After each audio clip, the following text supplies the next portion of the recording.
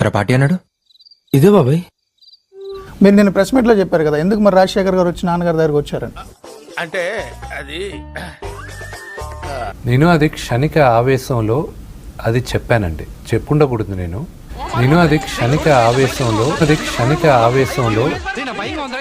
కానీ అది చెప్పాను. ఎందుకంటే వాళ్ళు పద్దాక మా నాన్నగారి పేర్లు అవుతున్నారు దీంట్లో. మొహం పగిలిపోద్ది. ఇదేదో జనరల్ ఎలక్షన్ లాగా మరీ అసలు పద్ధతి పాడు లేకుండా అయిపోయిందండి.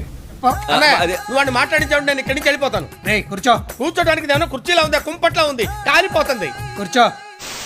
ఇంట్రెస్టింగ్ గా ఉందిరా. ఏంటి చెప్పని. మా ఇంట్లో వాళ్ళని లాగడం, మా ఫ్యామిలీని అనడం. కన్ఫ్యూజన్ గా ఉంది.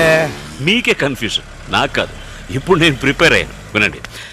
మీ ఫ్యామిలీ మంచు ఫ్యామిలీ ఏంటి? నేను ఇంకా వాళ్ళ ఫ్యామిలీ గురించి మాట్లాడేసి ఇంకేముంటది? నీ కట్టె, నీ బొగ్గు, నీ మసి, నీ బూడిద, నీ శ్రాద్ధం. ఒక నటుడుగా మా నాన్నగారి నీడ తాక అర్హత లేని వాళ్ళందరూ. సార్ ఏంటి సార్ అది?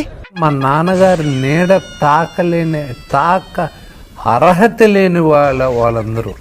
ఏమా వాడేమని మాట ఇంటలేట, కంట్రోల్ లేకుండా పోతుంది. నాకు ఇంట్రెస్ట్ పోయింది. లవడాల ప్రోగ్రామ్ వస్తే రావండి, పోతే పోనేవండి. They can't even touch my father shadow. గర్వంగా చెప్తాను, ఆ విషయంలో చెప్తాను. They can't even touch my father shadow. గర్వంగా చెప్తాను, ఆ విషయంలో చెప్తాను. They can't even touch my father shadow. My father అయితే ఆయన ఎలా మీరు అలాగా అన్ని ప్రతి దానికి లాగుతారు?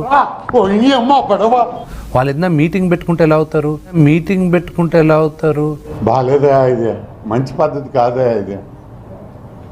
మీరన్నా చెప్పండి, నా మాట చెప్పండి, పత్రికలో చెప్పండి. మా నాన్నలాగా ఒక్క డైలాగ్ చెప్పమానండి ఆయన్ని. ఆయన డైలాగ్ కింగ్ కదా. అన్నయ్య చాలా తెలివైనోడు అనుకున్నాను, నాకంటే తెంగరోళ్ళ ఉన్నాడు. ఆయన అలా మా నాన్న అలా మాట్లాడుతూ మా తమ్ముడిని, మా అక్కని, ఇంకా మా అమ్మని కలుపుకున్నట్టే, మా భార్యని కలుపుకున్నట్టే, అందరం కలుపుకున్నట్టేగా. అబ్బో, అన్ని జ్ఞాపకం ఉంచుకుని అప్పుడప్పుడు వదులుతున్నారు. అదే నాకు చాలా ఉపయోగంగా ఉంది. నన్ను అనండి, నేను పడతాను, ఓకే, నిలబడాను. ఇంకా నిలబడిన దానికి మీ దగ్గర మాటలు పడాలి, ఇట్స్ ఓకే. బతుకంతే.